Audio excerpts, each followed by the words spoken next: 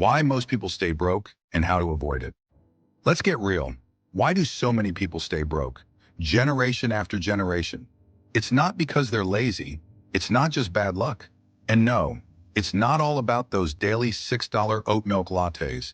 It's deeper than that. In this video, we're breaking down the real reasons most people stay broke, from historical roots to psychological traps, and how to break free. No fluff, no get-rich-quick schemes, just straight talk, helpful stats, and a few spicy metaphors. You're not broken, the system might be. If you feel like you're constantly running but never getting ahead, you're not alone. As of 2024, 64% of Americans live paycheck to paycheck, even many earning six figures. According to a Lending Club report, almost 1 in 2 people earning $100,000 plus still struggle financially. How does that make sense? Because we're operating in a system that incentivizes spending, punishes saving, and never taught us the basics. This didn't start with us. It's baked into history. Let's time travel for a second. Number 1, living beyond your means, a trap since the 1950s.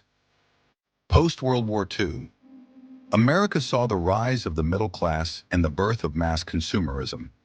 Credit cards hit the scene in the 1950s, with Bank of America's Bank AmeriCard launching in 1958. By the 1980s, carrying credit became the norm, and so did spending beyond your means. Psychologically, we fall into what's called hedonic adaptation.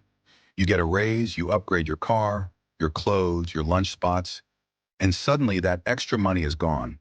This is why someone making $50,000 and someone making $250,000 can both feel broke. One real-world example: look at the rise of luxury SUV purchases over the last decade. Car loans have stretched to 84 months, 7 years, for vehicles that rapidly depreciate. That's not luxury, that's long-term liability. How to fix it? Freeze your lifestyle. Cap your spending as income increases. Automate savings into investments before it hits your checking account. Treat future you like a VIP client you're building a portfolio for. Number 2, no emergency fund. When life hits, it hits hard. An emergency fund is your financial seatbelt. And yet, according to a 2023 Bankrate survey, 57% of Americans can't cover a $1,000 emergency expense. This concept has roots in the Great Depression, when banks collapsed and millions lost jobs. Back then, people kept cash in coffee cans. Today, we have high-yield savings accounts, if we use them.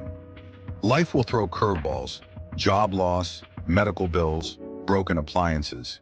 Without a buffer, you're not building wealth, you're just one oops away from a financial detour. How to fix it? Aim for $500 to $1,000 to start. Eventually build 3 to 6 months of expenses. Keep it accessible but separate. It's not for vacations or flash sales. It's for flat tires and surprise dental bills. Boring money is powerful money. Number 3, credit card debt. Compound interest is a double-edged sword. Let's play with numbers. If you have $5,000 in credit card debt at 24% interest and only pay the minimum, it could take you over 20 years to pay off and cost you over $10,000. Credit cards were never designed to help you. They were designed to make banks rich. Minimum payments are like renting your debt forever. And it's not just credit cards. Buy now, pay later services like Klarna and Affirm are just shinier versions of the same trap.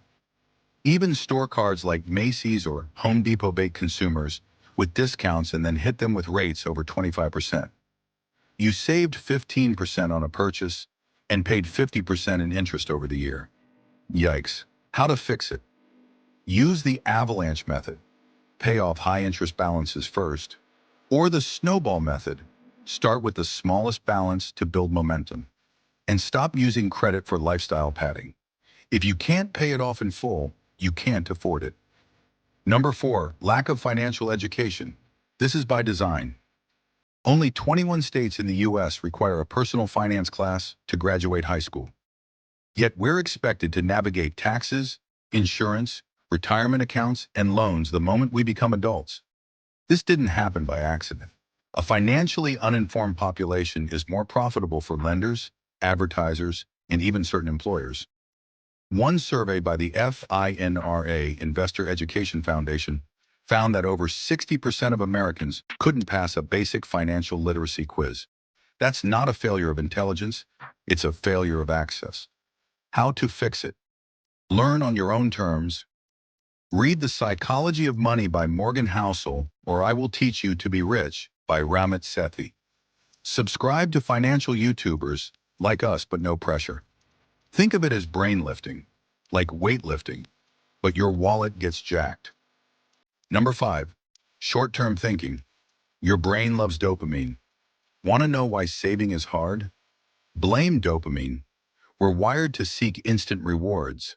That's why fast fashion, food delivery, and TikTok feel so satisfying in the moment.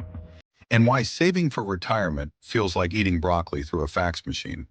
A 1970s Stanford study, the marshmallow experiment, proved that kids who delayed gratification ended up with better life outcomes. Adults, we still suck at waiting.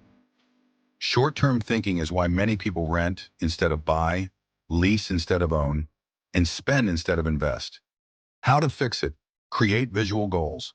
Use apps to track your net worth. Make saving feel tangible. Delay that new phone upgrade and invest instead. The goal isn't to never spend. It's to stop sacrificing your future for today's impulse. Number 6. Bonus, keeping up with the influencers. Social media has turned comparison into a full-time job. You're not just keeping up with the Joneses. You're trying to keep up with a 23-year-old crypto bro in Bali who makes $100,000 a month from his laptop, with a rented Lamborghini and zero taxes paid. Even worse, studies have shown that watching content about luxury lifestyles decreases happiness and increases envy, even when people know it's fake. The pressure to look rich is keeping people broke. And guess what? Most of those flexes are rented, leased, or financed to the eyeballs. How to fix it? Unfollow accounts that make you feel poor. Focus on your plan, not their highlight reel. Quiet wealth greater than loud debt. In closing, you're not stuck.